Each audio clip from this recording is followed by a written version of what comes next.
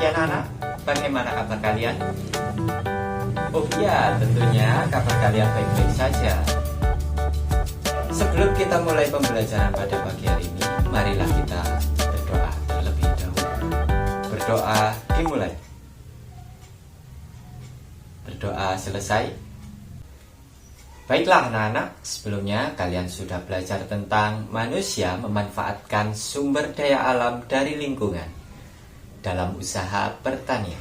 Lalu, bagaimana dengan jenis usaha yang lain?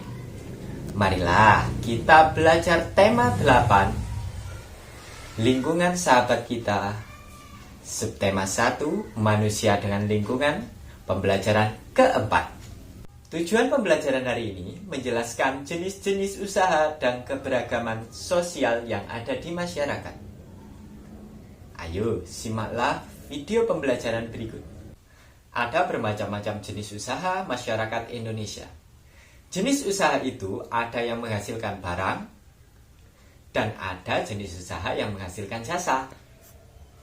Berikut beberapa jenis usaha yang ada di Indonesia. Yang pertama, perindustrian, yang kedua, perdagangan, dan yang ketiga, jasa. Perindustrian adalah kegiatan memproses atau mengolah barang dengan menggunakan sarana dan peralatan. Menurut pengolahannya, industri dibagi menjadi 3. Yang pertama, industri yang mengolah bahan baku atau mentah menjadi produk olahan. Yang kedua, industri yang hanya mengolah bahan mentah menjadi bahan setengah jadi. Dan yang ketiga, industri yang mengolah bahan setengah jadi menjadi bahan jadi. Jika menurut ukurannya, industri dibagi menjadi 2. Ada industri besar dan ada industri kecil. Industri besar menggunakan peralatan, modal, dan tenaga kerja dalam jumlah besar.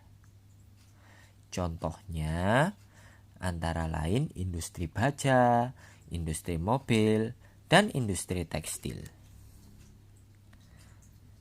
Sedangkan industri kecil menggunakan peralatan, modal, dan tenaga kerja dalam jumlah lebih kecil.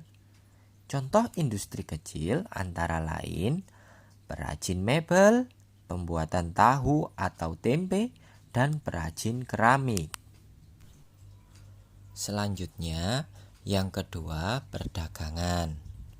Perdagangan adalah semua hal yang berhubungan dengan kegiatan jual beli.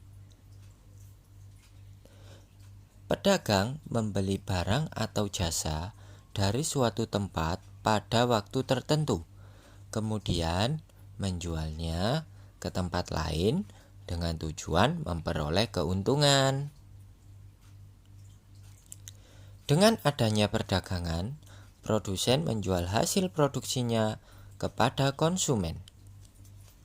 Perdagangan mempunyai tempat penyimpanan barang yang dibeli dari produsen sebelum dijual lagi kepada para konsumen. Pedagang mengemas barang dagangan dengan baik dan menarik bagi konsumen. Dan pedagang menyediakan kemudahan layanan bagi konsumen dalam memperoleh dan membayar barang dagangannya.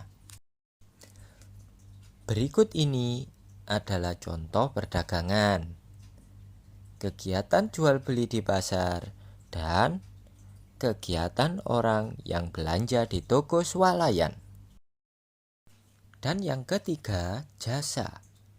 Jasa adalah segala aktivitas atau manfaat yang ditawarkan kepada orang lain atau konsumen.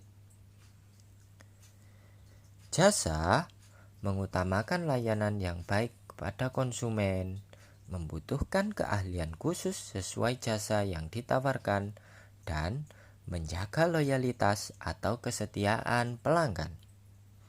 Contoh jasa adalah guru, pengacara, dokter, montir mobil, jasa keuangan, pemandu wisata, dan sebagainya.